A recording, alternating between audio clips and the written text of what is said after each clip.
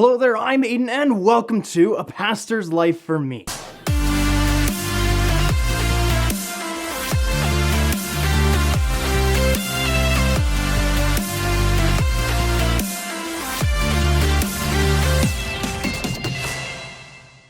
So, we're going to be doing another Is It Biblical song breakdown later this week. Part of it got me going on a thought, and 2 pages later, here we are. Figured probably should do it in a separate video instead of going down this long rabbit trail in the other video. The song is a series of phrases. It starts with, "You are here," then says something like, "Working in our midst," then, "I will worship you." So the question that got going in my mind is, do we actually feel God's presence while we're worshiping? Does experiential worship exist? The sort of wording in this song is typical for many modern worship songs. It is congruent with the worship song, "Holy Spirit, you are welcome here," and continues, "Come and flood this place and fill the atmosphere." I don't know about you, but I've heard this sort of thing in many songs. So let's ask the question, does experiential worship exist? In a way, yes. When we truly worship God, His presence is with us. He hears our worship and He delights in it. But does God's presence fill a room? Well, God is everywhere, so no, because He's already there. Horny har, Aiden. What we're really asking is whether or not we feel God's presence when we ask. So yes, but also no. I'm not going to deny that when we worship, we may and can feel God's presence. But we do need to recognize there is a difference between an emotional experience and feeling the Holy Spirit. Let me explain with a couple examples. You can plan this amazing epic worship night with big lights and loud music, getting everybody jumping, and then crash the music down to soft so that people's hearts and emotions get going. You can do all that. It is quite easy to get people to have an emotional response. But what you're feeling isn't necessarily the Holy Spirit. I can get the same emotional experience by watching a good movie with great music. I watched The Prince of Egypt last night with my kids. Pretty much any music by Hans Zimmer can get your heart going. Can I say that is the Spirit, or am I better off saying it's an emotional experience? And the proof behind that is unbelievers can get that same emotional experience. Which brings us into our next example. Tons of people go to see Hillsong, Jesus Culture, Bethel, and other bands, these bands that make these epic worship nights as they're called. And if you ever watch one of their live videos on YouTube, you see thousands of people with their arms out worshiping and praying, and they say the Spirit is here tonight. But many of those, if we were to look at their life, it displays no fruit. And it's pretty evident they're not saved. Can we rightly say they're having a Spirit-led experience? It's hard to justify that when it doesn't change their life at all. Third example, there have been times where I've been worshiping and you just don't really feel into it. You're singing and you like the song, but it's kind of emotionally a little bit dead for you that day. But then you look over and you see a bunch of people who are really into it and their arms are out and they're truly worshiping God. People you know who are saved. You can't and shouldn't deny that something's going on there with them. They're having what you can call an experience of the Spirit while worshiping. They feel close to God there, but you at that moment don't really feel close to God, and you're not getting that same spiritual experience. So how can we say the Spirit is flooding the room and flooding the atmosphere when one saved person is experiencing it and another saved person is not? We could go much deeper into this, into the theology of worship, how the Spirit works corporately in worship, and how the Spirit works personally in worship. And we could go deep into that and make this a really long video. But to sum that all up,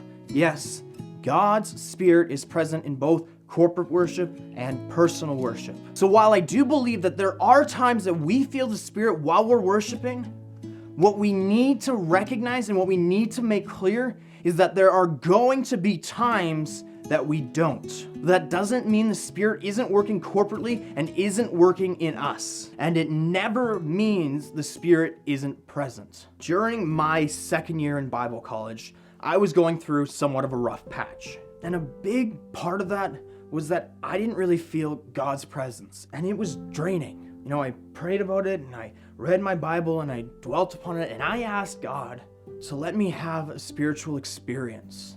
And I'm sure that many, if not all of you, have probably felt the same thing at one time or another. And so we gotta ask the question then, why do we go through these times where we just don't really feel God? Why does God allow us to go through that? Yes, that can be because of unrepentant sin, when we're rebelling against God. But what about the times when it's not that? What about the times where we are focused on God and we are searching after Him, but we don't feel any of that? We feel almost this little bit of emptiness that we long for God's Spirit to fill. And I was wrestling that, but the college twice a year had a day of prayer. And one of the corporate prayer sessions that they had for that day, we laid down on the floor, looked up at the ceiling, they turned off the lights, that periodically the staff would go up to a microphone and recite a verse that was meaningful to them. We were just to dwell on that and pray about it and wait upon the Lord. And I don't remember what verse it was, but something hit me. It had to do with how we share in the sufferings of Christ. And that as Christians, we are going to suffer, but God is with us through it. When Jesus was on the cross, He cried out, Eli, Eli, lama sabachthani. My God, why have you forsaken me? Quoting Psalm 22, where David writes this lengthy passage on how God doesn't really feel present. God doesn't really feel there. And I don't know why I'm going through this, but he speaks of how God is present. And it hit me like that feeling a lack of God's presence is something that every believer will probably go through, because it grows us. It shapes us. It draws us closer to God. It shares in the sufferings of Christ. And it shows us that we don't have a perfect, clear picture of experiencing God in this life. That's why Paul in 1 Corinthians 13 says, we see in a mirror dimly, but then we shall see face to face. We will have a perfect experience of God's presence as we worship. So yes, experiencing the Spirit while we worship, it does exist, but we need to be careful. Worship still counts as worship even when we don't feel God's presence. We need to make sure that we are seeking God and we're not seeking an experience, because they are different. Like I said, I can have a great emotional experience while watching a great movie with epic music, but that is not the same thing as experiencing God's presence. Yes, we should seek after that, but we shouldn't be seeking an experience like an adrenaline junkie. There are gonna be times when we don't, but God still commands us to be faithful. True worship is being obedient to God whether or not we feel His presence. And true worship is being able to worship in any situation and in any circumstance. Whether that's an epic night of worship with lights and loud music and people dancing and their arms out, or thousands of men, one man on a piano, all lifting up their voice to God, like Together for the Gospel. With the best singer in the world, or an old woman who sounds more like a crow than a person, in the comfort of our own home, or in the darkest places of the world, where people are arrested, they are persecuted, and they are killed for their faith. In any and every circumstance, we should be able to be content in God, and we should be able to worship Him. Because in what we call the best, or what we call the worst, God's Spirit is always present, whether we feel that or not. In my opinion, from my experiences and what I've seen, experiential worship still happens even when God feels far away, because He is always working in the hearts of His children.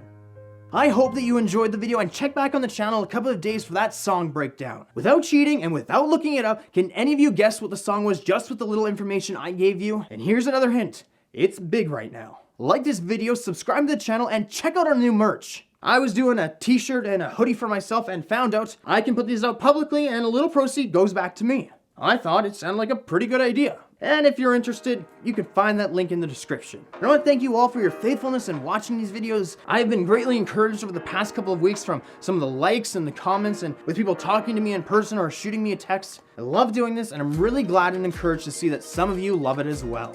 So thank you. But until next time, remember, know the word, do the word, and share the word. But as always, we do it in love.